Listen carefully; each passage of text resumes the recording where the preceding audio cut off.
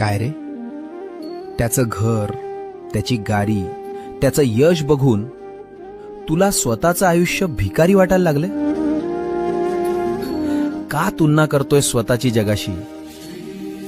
लक्षात ठेव, सूर्य आणि चंद्र दोघेही चमकतात, पण आपापल्या वेळी.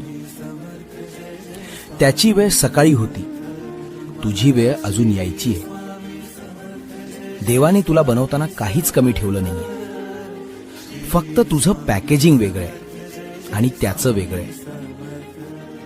लोकांना कॉपी करू नकोस, कारण तू एक मास्टरपीस आहेस, ज्याची दुसरी प्रत या ब्रह्मांडात उपलब्ध नाही.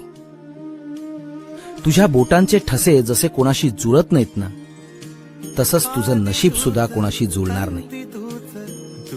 स्वतःवर प्रेम करायला शिक, भिवरू नकोस. मी तुझ्या